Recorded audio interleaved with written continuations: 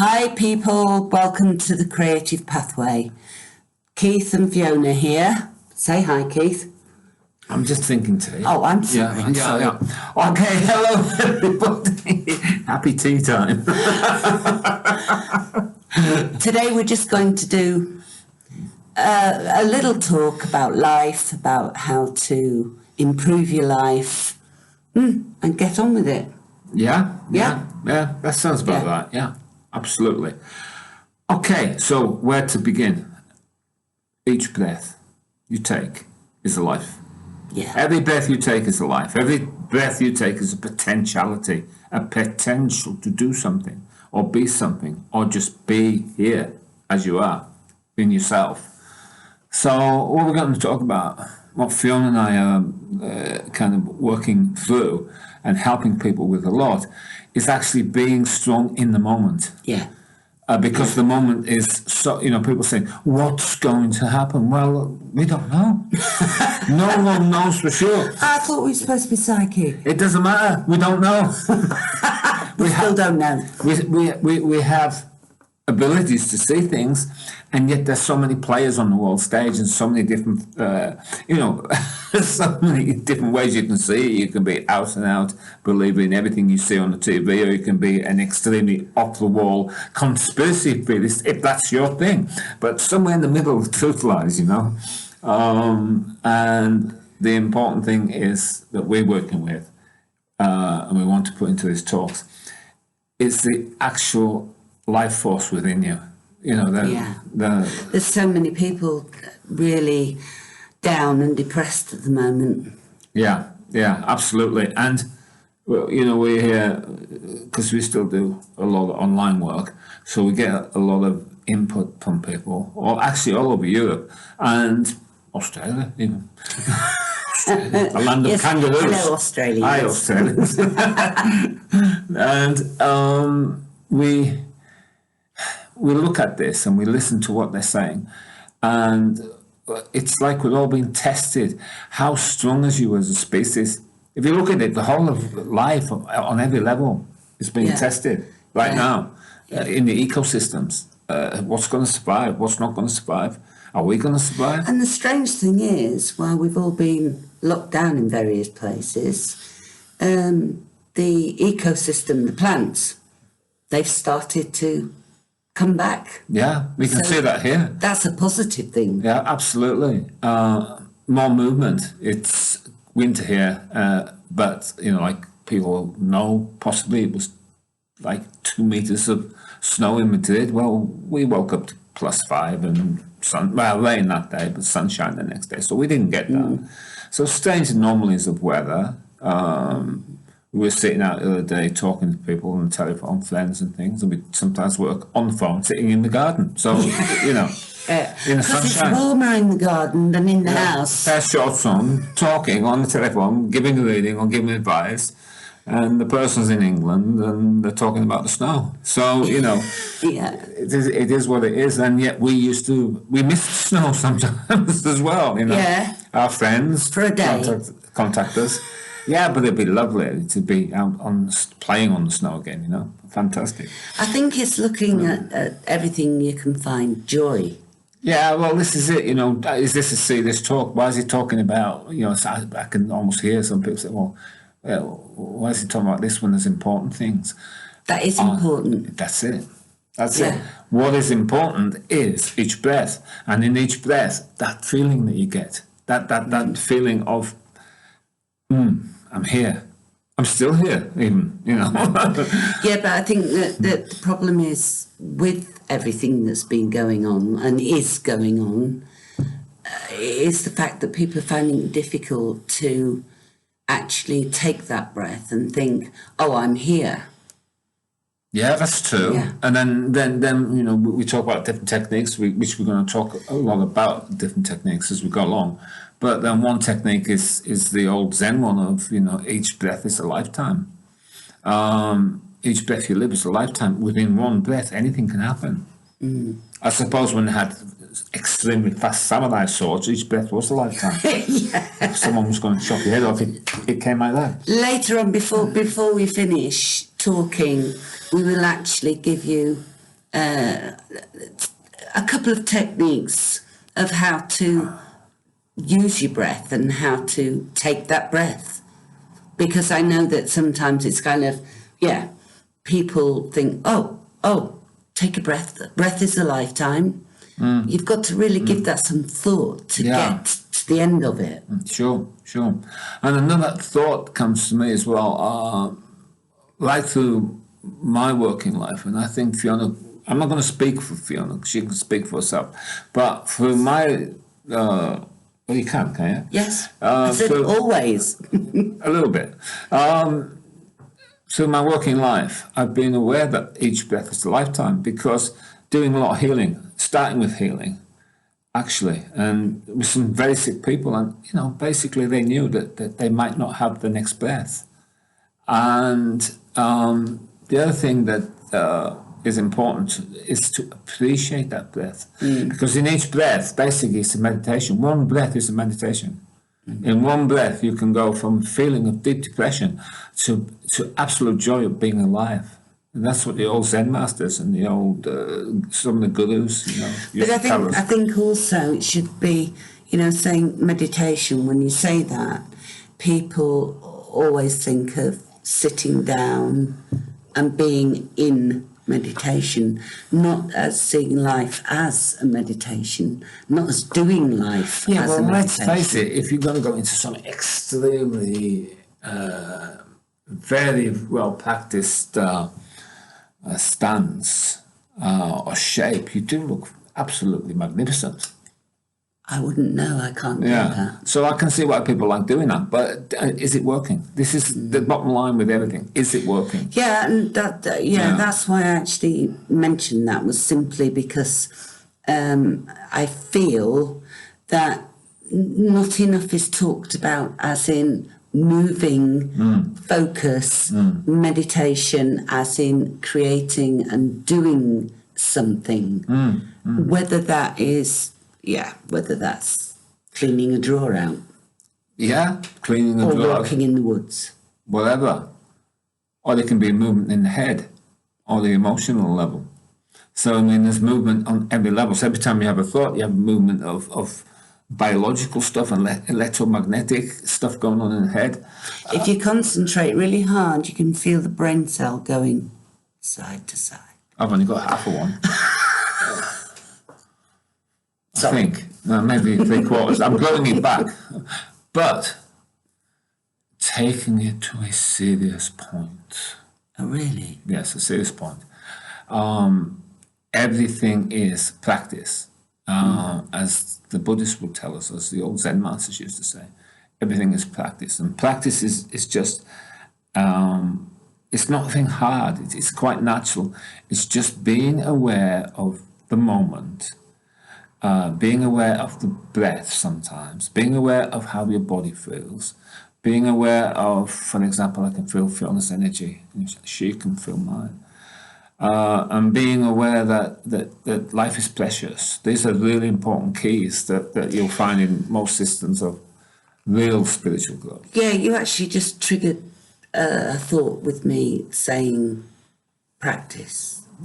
And I was thinking, just when you said that, I thought, life is practice. That's it. Always. That's it. And the problem I feel today is that instead of focusing on the practicing of good, joyful things, a lot of people are just, they're just focused on the negative things in life. Yeah. There's a lot of I'll give you an example. We went to a shop. And it's an English shop selling English foods here in Spain, and there's a couple of Spanish guys playing, what do you call it, squeeze boxes? Accordions, yeah. And Sophia said, "Give me some money, will you?" I said, "Yeah, okay." And I said, "Why? You normally don't bother. We walk past a lot." And she said, well, that the English were complaining they were playing at another shop and they got them moved from there and now they're here. So I thought, so gave a little bit of money. And they're old guys. yeah, the old guys, Yeah. and they were playing beautiful music. Didn't look like they were getting much, but they were putting life into it. Yeah. So they are practicing life and a particular direction by doing that. And we quietly were practicing something which a lot of religions talk about, but you don't have to put a name on it. You can call it charity. You can call it kindness. It doesn't matter. In fact, I think it's best not to put a name on it, yeah. because then you don't notice it. But afterwards, it feels nice that you've done that. Yeah. So practice shouldn't be ostentatious. You don't have to do like on the Karate Kid and stand like this on one leg and say I'm doing practice. Or you Although don't. it's fun. Yeah, because usually you keep falling over. But well. I do. I can't do that. So our practice, real spiritual practice, it goes unnoticed. My practice, no people really know. Fiona doesn't even know my practice, and I don't know hers unless she tells me about it, you say. It's going on in her mind. It's going on in her emotions. It might be forgiving something that I've done because I can be a selfish bugger and I didn't notice that I'd left something there. Maybe I should have took care of that and not left it for Fiona. She could leave it and I would do it, but it would be 3 days later. So she 3 does. days. That would be quick. A week maybe, yeah. So you see, practice is being aware too. Awareness. Yeah. It's again, mindfulness to talk about, but I think that's overused. So I'm very, Fiona is as well, because she tells me cliches, cliches where we use a word and we get stuck in it. So everyone gets stuck in the word mindfulness. Which means, go on. Sorry. Go on. I was just thinking, isn't the objective of life to be, not find happiness, but be happiness? Actually be happy. And if you're always having to, in some ways, using the word mindfulness, being mindful of everything, it's kind of it's still limiting you. Okay, so the next level, as the Zen used to say, and the Tibetan Buddhists would talk about mindlessness. They would talk about no mind. So, okay, mindfulness. Now, you think about this, and no mind. How do you put those together as a practice? You'll have heard of both. Mindless, or no mind, and mindfulness. Mindfulness is just being awake and aware of each moment. No mind is basically just not thinking, but purely being fully where you are, so that when you look at that bird in that tree, you see that bird and you feel it and you go right into it. You are the bird. Yeah. And that is another practice. So the practice, the real practitioner of spirituality is the one that you don't know is spiritual, usually. They're not standing doing a pose in the middle of a marketplace or town or things, and then they're usually the best people we've met and the best teachers. Unless you asked, you wouldn't find out about them. And when you found them, they were out 99 out of 100. They were very humble, weren't they? Yeah, yeah. They didn't talk about what they knew, but they taught you what they knew. And they practiced. And very importantly, they practiced. Yeah, they practiced. Yeah. And I think this is important because, the whole world now is hyped up on news and internet and telecommunications and, everything that's going on the internet with the communications and the wars, etc., between people. And it's like we're creating something that could come back on us in a really nasty way. And at the same time, though, are beautiful, simple things out there, and beautiful, simple people. And by simple, we don't mean stupid, but they see that there's a simple thing like be kind. Yeah, I mean, one thing that I've noticed particularly on Facebook, is simply there's people coming out of everywhere. Manifest. the way to manifest is just to follow the joy, isn't it? Then what are they trying to manifest? Well, I mean, that it's always about money and things. But yes, of course we all need money. Of course we all need things. But there is a point to allowing... Can we manifest world peace? Can we manifest food? Can we manifest the destruction of food, land where food could be planted for... and to the game? Well, you know, my thoughts on this is that right now, no, we can't, because there aren't enough people. People are too interested in their own welfare. So, if you go back to the original books, you know, like when The Secret came, I think on 2001 on the market, and The Secret basically, as Rhonda Byrne, I think her name is, the lady that put it all together, did point out and did truthfully say, this is stuff I found in research from the 1800s, and it was the old New Thought stuff, and Science of Mind, etc., etc. And so it'd been around for a long time. And yet, the newer versions of this seem to forget they didn't want the Christian side, because they were very Christian, those early books talking about Jesus, etc. And now they dropped that and they just put the attraction stuff in there. But then I look at the great teachers that we've studied with, who are not known, actually, most of them at all. And some of the works of the best teachers out there that's published. And they don't talk about themselves. They talk about the work. They talk about the work constantly, the work. The work is service work, service. And the joy of that, doing that. Yeah. So, think about that too, isn't it? Absolutely. Yeah. And the other thing is, let people be your teachers. Teacher, I mean, because I have been into this since I'm 14 years old, I know a lot. I know a lot of technical spirituality. And I'll say something, and Fiona's looking at me. And she said, well, I think you can say that in 3 words. And she'll give me a phrase, and I thought, oh yeah, you can say that in 3 words. So, you know, sometimes your mind can become too complex on what is spiritual. The mind can become a maze of ideas. Yeah, and I think that when we have so much, if you like, mixed up spiritual practice thrown at us. Yeah. I mean, literally, everywhere you go, you're getting, do this, do that. Stick your finger in your eye and it'll give you enlightenment. I had this horrible feeling she was going to say, stick your finger up there. I think she, I telepathically heard that, right? Okay. And I'm sorry she said, stick your finger up, yeah. Banned word there, banned word.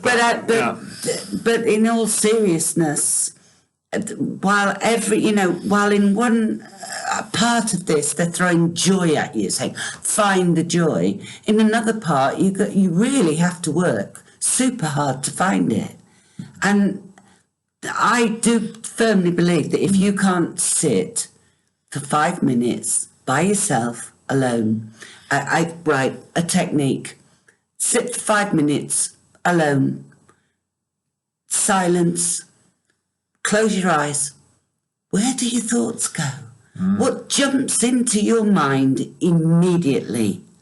Because whatever that is probably something you need to change. Yeah. Sorry, go on. No, you do it. I was just going to say we all need to be able to be alone and feel okay and happy. You know, it's like, where is the happiness? So I have a cactus. I have a lovely cactus that my wife took from a beach when it was little, a baby. And it is going enormous. And it's outside and it's getting bigger. I think it's going to swallow the buildings. But it's a lovely cactus. I love this cactus. So I sit and I call it my cactus, even though it's Fiona's cactus there. So I look at this cactus and it just sprouts up like 3 or 4 inches. centimeters. What's that? 12, 14 centimeters in 2 days. Sometimes, right? This doesn't grow. And I think it's going to eat us one day or something. And that cactus gives me such joy. I look at it and I feel its pleasure of being alive. And fortunately, we're not in the we're not in the snow. It's been cold for a few days in the rain, but the last 2 days, been sitting outside, sunshine, just with our tops off just now. And I'm sitting looking at what I call my cactus. And I'm mentally talking. I say, "Hello, how are you doing?" And it says hello, Keith, to me. I don't hear it. I feel it. I feel it coming out of its energy, reaching out and touching me. And that life is saying, "I love you." And I think it's because human beings can't feel this anymore. They can't feel the tree saying, "I love you." They can't feel the grass saying, "I love you." They can't feel the animals, the little birds, the flying past, singing joyfully. And when we lose that, we're in a very dangerous place on this planet, because we put ourselves above nature. Because we see us with this, we have this, and this makes us different from them who have a smaller one, some of them. And because dolphins, I don't think, have a smaller one. But there you go, brains. And then we get lost with the feeling, don't we? Yes. Yeah. And you've got things you love in the gardens. Oh, I love all my plants. All my plants, I love them. And I talk to them, and they answer me quite nicely, usually. Yes. And they grow, don't they? The more you talk to them, the more they grow. Yeah, they do. And we were watching someone that we joined to in Sweden, and she's in a common garden colony, Swedish colony, and her plants that they were all. She put up a load of photographs of her friends and the plants that were grown, and it's fantastic, and the joy, and that's what we feel is the same as that. And we like people that can do that, and we like to get to talk to them and see how they feel. And we all feel the same about just putting your hands in the earth and knowing this is a growth material, and seeing the plants grow, and watching the water and the sun and everything that makes it grow, and feeling that we're human beings on a planet, which is very, very important. And our spirituality and maybe our practice should be just taking each breath, and with each breath being thankful for the planet, being thankful for that plant, being thankful for that bird singing, or that friends, neighbours, yeah. And everything that we have around us. So that thankfulness isn't meaningless, is it? It's a very powerful thing. Yeah, I do. And I think that's the problem, and it's been really made huge this year, because everybody is focusing on what they don't have or might not have, and then how to replace it and get more. Yeah, and then let me take that back to plants. Yeah. Every time you've got plants around someone who is very pessimistic, the plants find it hard to survive. They really have pessimistic people. You can check this out. Pessimistic people find it hard to grow plants. And the reason being is that the plants, I believe, are actually giving them more energy than they're giving the plants. They can water them, they can put fertilizer on, they can put the physical stuff on, but they're not giving the love from the heart, and they're not pushing out love to their plants. So the plants begin to die. So if you look at the earth right now, we have a growing concern by millions of people about the troubles in nature. But we are looking at the physical side of it, and that is wonderful because it's very necessary. But the part that I see being missed out is the awareness that these plants also need our love, attention, and they also need us to actually say sorry. We realise we've made some big mistakes here, and we're going to clean this environment that you and us live in, and that's important too. Yes, isn't it? Yeah, absolutely. Like you always talk. Right from back when we were first together, the tomatoes, remember the first tomatoes you grew? And she used to talk to them. She had small tomatoes and big tomatoes, and those tomatoes were beautiful. You almost felt guilty about eating them, and then you say, well, become a vegetarian. What if you love the vegetables? Then what the heck do you eat? Stones? Because, you love the vegetables too, you love the plants, and it's really difficult to... But I think also if you take that concept into yourself, into your soul, into your spirituality, and take everything that a plant needs to grow, so do we. Yeah. We need the sun, we need the rain. Yeah. We need the air. Sure do. We need the love. Right, yeah. Yeah. And we need love both from ourselves and from others. But if we can't love ourselves, then we can't give love, because we're just too enclosed in our own space, aren't we? Yeah, yeah. I think one of the biggest problems is that we cannot... You have a phrase for this. Or get yourself out of the way, or something like that. Get over yourself. Get over yourself. Or get out your pram. Or, That's my other favourite one. I know. And that big tea. What's wrong with that, eh? What's wrong with that? It's kind of Freudian, isn't it? But get out your pram. Stop moaning about self. It's actually good advice. Stop moaning about self, and open up to what you've got, and feel it, and feel how your emotional thankfulness, we can call it, actually is like a silent song which you sing to every person you meet. They feel that thankfulness. Or I think I'm pretty joyful with life, and I've been through quite a lot in certain ways. Not loads of bad things, but a few things. And it's like, but I always found within me, still, even in the pain, I had a level of I call it a river of thankfulness. It's like deep, sometimes it's deep under the earth, in caves flowing, but it's still within me. In those caves flows my river of thankfulness. And then it comes out like a beautiful, clear waterfall in my life, and everything works when it synchronizes that way. Yeah. But I mean, we all have. I mean, all of us have times when it's hard to get out from underneath a big stone that you think is walking around with you, and you're holding, and it's weighing you down, and it's stopping you, and finding the thankfulness is really, really hard. But I firmly believe that when you get like that, and I get like that sometimes, of course I do, but it's just to find one thing that I can create for myself, for my own pleasure.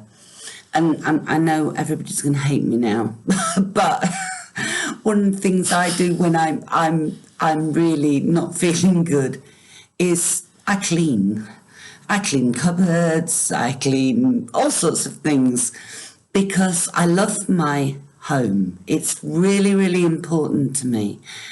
And so to actually, I mean, it often gets in a mess because I'm doing other things, can't be bothered to do it.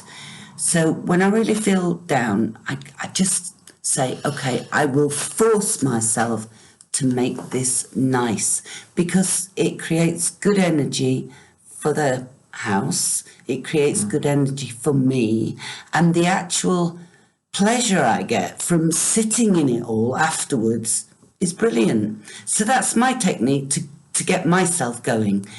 You have to find your own technique. Yeah. You maybe have something. Well, I have all kinds of things. For example, I have a lot of books, but I've got a lot of talking books, and some of them are, a lot of my talking books are the same books I've got in reading books, the ones I really love. So a new thing I've started doing is putting it on at sleep time, and putting on where, a 7-hour book is going to talk to me while I sleep. And they're really ones about uplifting, not affirmations, but basically along the lines of affirmations and positive thinking, etc., and thankfulness. And I wake up like everyone, I have to go to the toilet, but I know exactly where I was in the book, and I've been asleep. I go back in, I've knocked it off and knock it back on, back to sleep. And so I'm using this subliminal stuff again, and I did that years ago, and that's interesting because I haven't done it for years, and and that gives me a thankfulness. The other thing which I realise is that how we, Fiona and I, understand. I can understand and feel where she's feeling stuck, and she can understand and feel where I've been stuck. And we can point that out, maybe just with age, we can point that out in nice ways where we can help each other. Whereas when we were younger, in our 20s or 30s, it would be an argument, because you're criticizing me, you're judging me. And how many times do we do that to people when sometimes their intention is actually to help us? And we see it as a judgment. And this, of course, is because it's an all new subject another time. It's because our personalities are sometimes not strong and don't feel loved from childhood on, etc. Maybe from past lives, or maybe we're just born that way sometimes, like a genetic imprint. But whatever it is, we need for our happiness to heal that bit that has self-pity. And that is another talk in itself. So shall we show a technique for breathing and following the breath? Or shall I say, shall you? Okay. Yes. Okay. Right, yes. So basically when I do any energy work, I always keep my back very straight. I usually sit like this with the hands open. Sometimes I will do this and have them down on my knees. And sometimes I will have them like this. But this creates a circle this way. I like this open thing very much too. So I'll do that now. So what I basically do is just close the eyes. And inwardly I'd say 3 times, relax. Breathing, relax. Relax. And then I say in my head, I call upon the teachers, the lovers of humanity, all universal forces of true love and power to be with me. And then basically, I become aware of the Zen saying, each breath is a lifetime. So then there's no more talking in my head. And I begin to do each breath is a lifetime. In through the nose, relaxing the body. Out. Pushing it out through the mouth. And relax. In through the nose.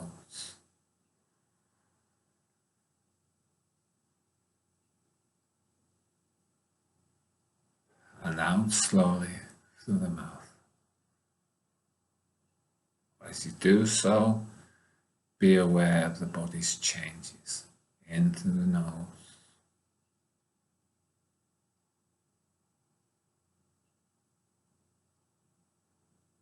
And out through the mouth.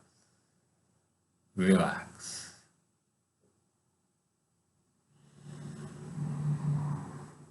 In through the nose, relax at the top of the breath, out. Relax on the out breath, and once more.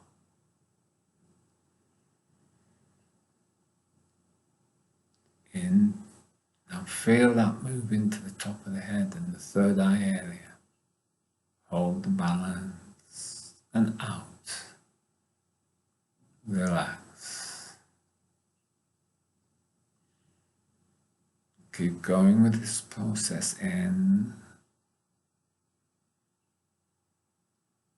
Relax. And out. And as you do so, keep going with the process. And as you do so, just be aware of a glow. Be aware of your energy working in a balanced way, and be aware of the beauty of being a living thing. Breathing deep relaxing, gratitude, thank you.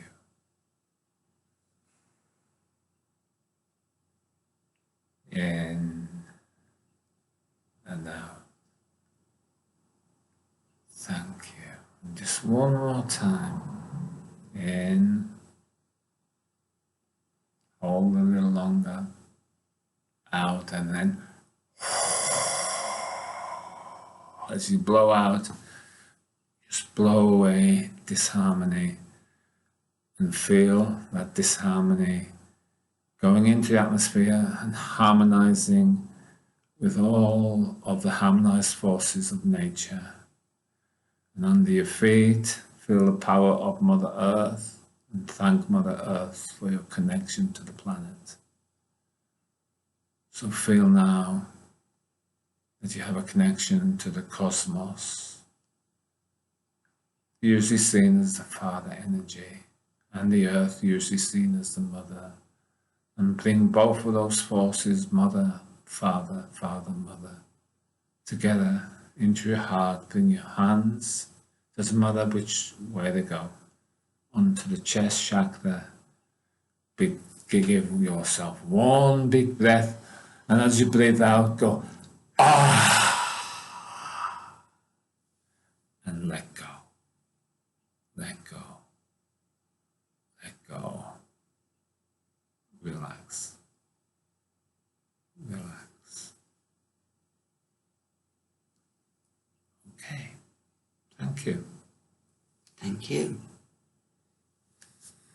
Thank you. Okay. Okay, well, it was nice talking to you today. Very nice talking to you. Yeah, we hope you've enjoyed yourselves. And if you want to join us for all the things that we do on the Creative Pathway, you can find us on Facebook on the Creative Pathway. And we will be back. Thank you. Thanks. Thanks very much. Bye. Bye-bye.